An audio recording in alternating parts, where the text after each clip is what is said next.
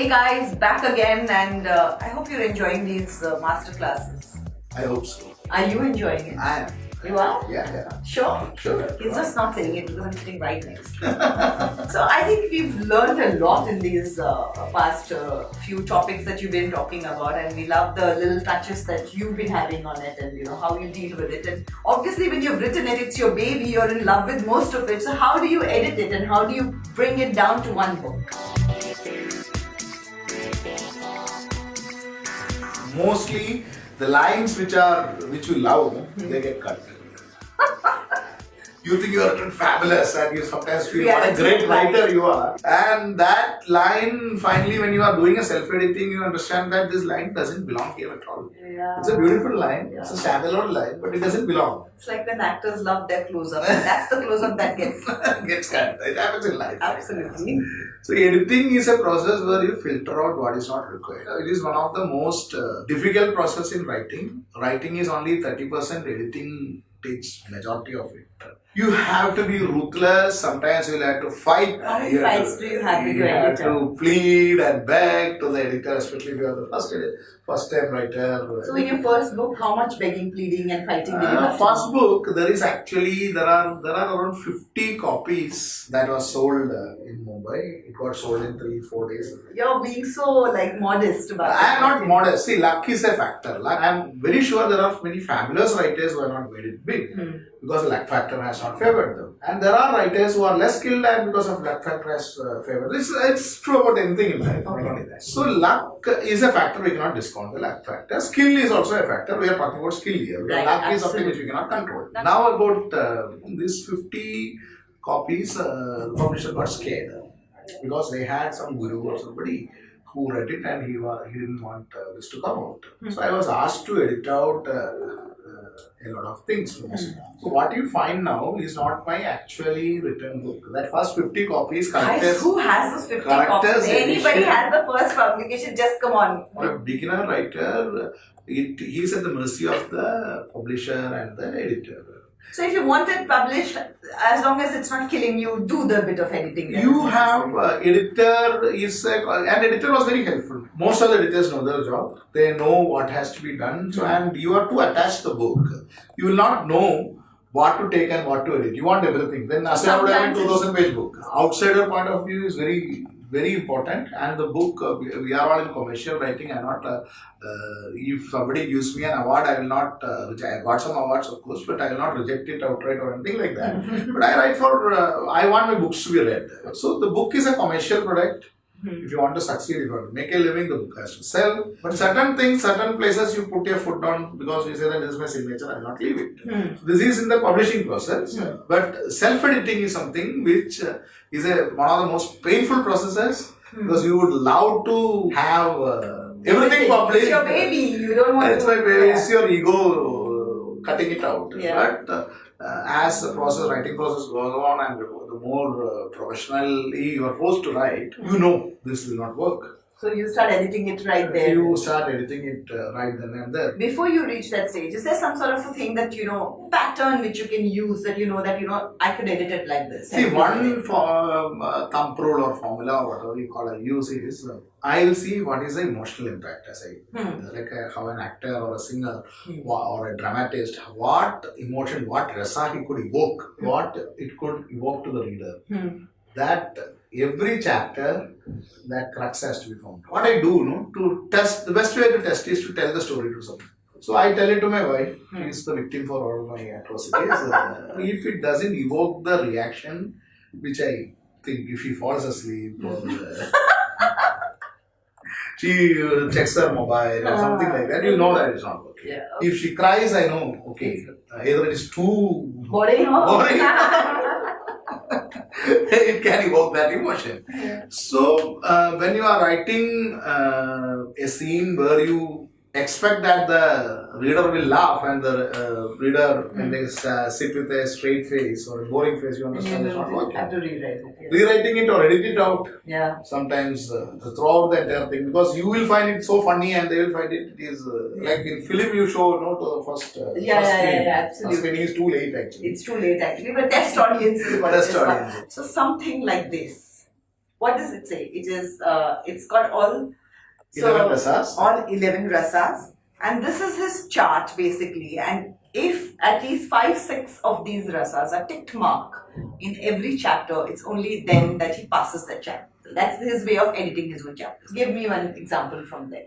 First chapter of Asura, where he is about to die. What is the first rasa which is happening is that it's a horror of his death. Bhayanagam, what they call it in Sanskrit. Bhayanagam.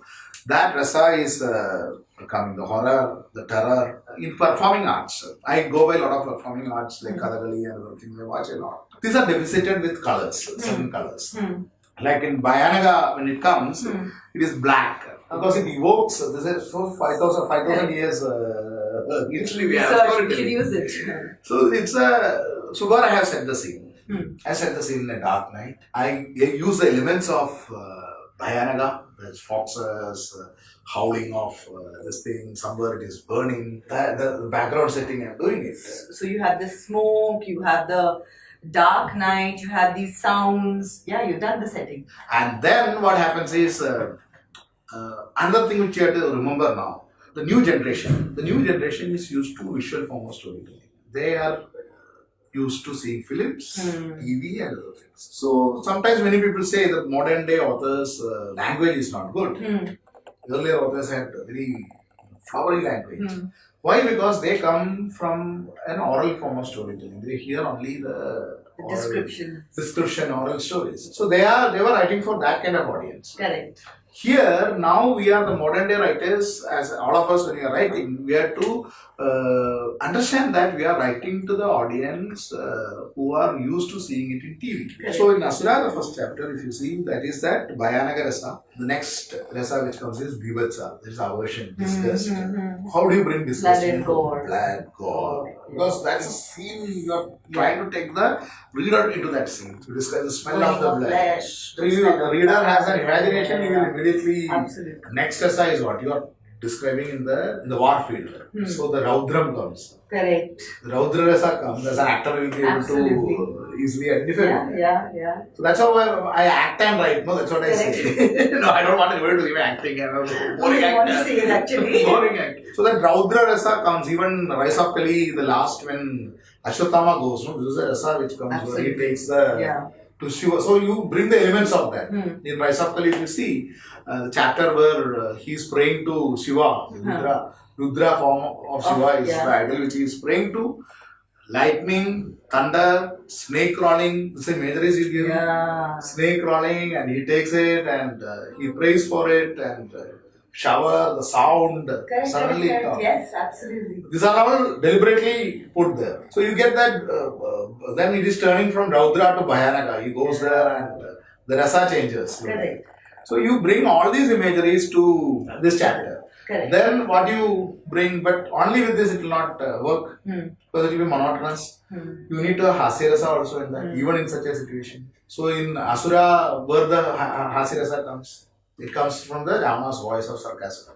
Ravana talks about fat good it did to me. Yeah. It comes from the sarcasm, no? Fat the good. way he talks. Correct. Absolutely amazing. So you bring the Hasya Rasa also into that. In such a gory scene, you are bringing Hasya Rasa. Correct. It is also deliberately put. Then he thinks about his gold, palaces, gold, what he had, where the chariots had gone. It's a huge visual where his chariots used to go. Correct. And here what you are telling is romance from Sunga. Yeah. All, so I have almost 6, 7, 8. And already with this, the karuna is coming in because you are feeling so like already you are with the character, you're feeling for the character, the karuna. Karuna comes. That is what it evokes to on the reader. Absolutely. So each chapter is sculpted like this. Each chapter has to be sculpted. Oh my God! This is called Anand's master stroke.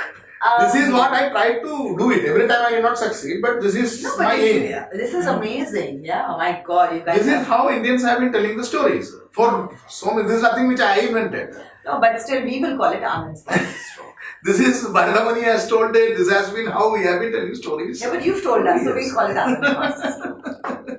This comes from a very, what you call, theatre tradition, traditional theatre tradition and classical arts. So again, we were sometime back, we were discussing about the acting process. I come from a state where everybody celebrates a very natural actor called Mohanlal. He's a great actor, no doubt. I am a big fan of him.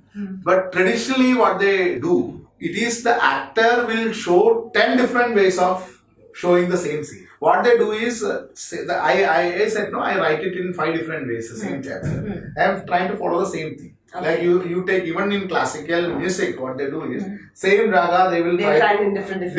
Absolutely. We love it when they do it in different ways. The difference in Indian storytelling, basic difference in Indian storytelling is, it is all about patterns.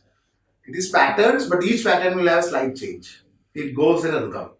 So my chapters go in a rhythm. It's like the classical singing. It's like classical singing. So how does you, from classical singing itself, you know how to write a story. First you will elaborate, then it goes to the Drugadala, they do that, Jugalbandi comes, the Drudala comes, and then it climaxes. Wow, I never thought of it like that, it's amazing. You take not only classical music, take orchestra with drums, everything follows this rhythm pattern. Sculptures you see, it is the same sculpture but done slightly modified and different. So it follows the same pattern. Ramayana and Mahabharata, Ramayana you see, what the pattern I will tell you. Ramayana is about brothers, different kind of brothers. Ravan and Kumbhagan, Ravan and Vibhishan, Vali and Sugriv, Jadayu and Sambadi. It's a pattern. It's a pattern seeking. Mahabharata also is same pattern. So we can take class on this. It's all same pattern. The pattern and their interaction. But it differs, the way they interact. But the pattern is fixed. Yeah. So it is like a rhythm. It's not a formula. It's like the difference between Indian classical music and the Western music is there. It's all structured, and in Indian it's all about improvisation. Yeah. But you have a regular pattern in which you improvise. The artist improvises. That's why live is always so much more appreciated, because the moment you improvise, it's a... So it is the same way you try to do it in the each chapters and novels. So even in my books, you see there's a pattern. I deliberately followed a pattern. But each situation will be different. Each situation, the reaction will be different. Correct. So when you edit it out, if you find that you have repeated the same pattern, you take it out. But the sequence will be, it's a nuanced thing. Make those little changes. Make those little changes. It's a nuanced thing, but you do that. That comes from experience. That's for the self-editing. Publisher. How many times did you get rejected? 18 is what I counted, the first book. 6 years I took to write, 3 years I waited for published. But this is a common story across. Still, it's a story, and you know, all budding authors need to go through those stories. I will only say this to budding authors. Getting published on an average day, big publisher like Penguin or Westland, they'll be getting at least 200 to 300 manuscripts minimum. Okay. That is, everybody who wants to write a story, they never come to put the first line. 90% of the people who start the first chapter will never complete it. The people who have completed, that itself is coming to 300 a day. More than 1 lakh book gets published only in English in a year.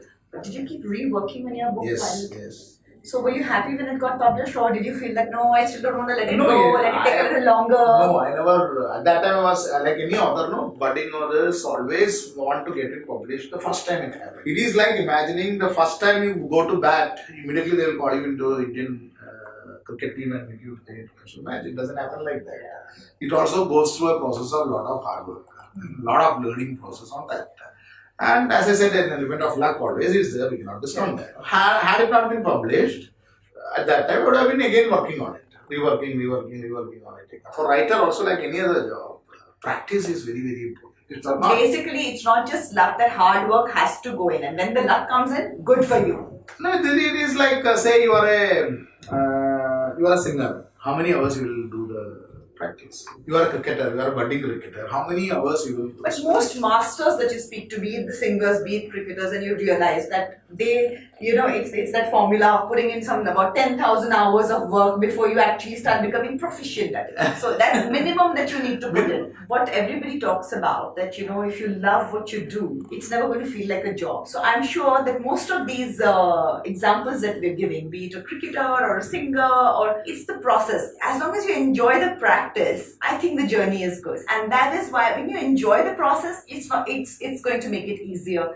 and I think you're going to get better at it. And of course, we all want to be published, the end result, we want that, but enjoy the No, publishing is just the beginning. Many budding authors want to do a self-publishing. Self-publishing, I will never advise to go in that way. There are celebrated success of people, but they are far and few in between. Self-publishing is a quick way to lose money. There is a lot of scam happening. So you would say better trust a good publisher and better trust a good publisher. Wait for your book to be published. Why? If it is not getting published, it means that it needs more polish. Polish it and try to get it published in a conventional way. But there are cases of writers, celebrated writers who first self-published it. So nothing wrong in trying that, but I would advise 99.99% of the time, if a book gets rejected, the book is not ready. Superb. On that note, guys, all the best and write in more. Bye-bye. Thank you. Thank you, Anand. Thank you so much.